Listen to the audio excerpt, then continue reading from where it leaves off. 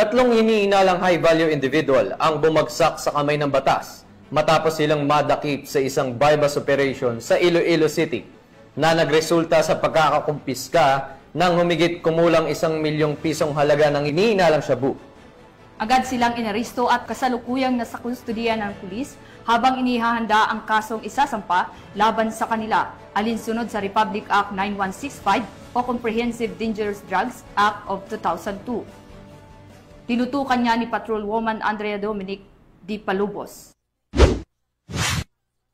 Nasamsam ang higit 1 milyong halaga ng iligal na droga sa isinagawang bypass operation sa Barangay MacArthur, La Paz, Iloilo City nito lamang ika-13 ng Hulyo taong kasalukuyan. Ang operasyon ay isinagawa ng Regional Police Drug Enforcement Unit 6 sa pangunguna ni Police Captain Glenn Suleman, hepe ng nasabing unit. Kinilala ni Police Captain Suleman ang mga sospek na sina alias Jesse, 36 na taong gulang, alias Jeffrey, 39 taong gulang at alias Rene, 48 taong gulang at naitalagang mga high-value individual. Na-recover mula sa operasyon ang isang sachet at karagdagang 3 knot-tied plastic sachet ng hinihinalang shabu na may kabuuang bigat na 160 gramo at may tinatayang halaga na 1,020,000 piso. Kasalukuyang nasa kustudiya na ng pulisya ang mga sospek para sa tamang disposisyon at nahaharap ngayon sa kasong paglabag sa Republic Act 9165 o ang Comprehensive Dangerous Drugs Act of 2002. Patuloy ang panawagan ng Police Regional Office 6 sa publiko na makipagtulungan upang tuluyang masugpo ang paglaganap ng iligal na droga sa kanilang nasasakupan. Mula dito sa Police Regional Office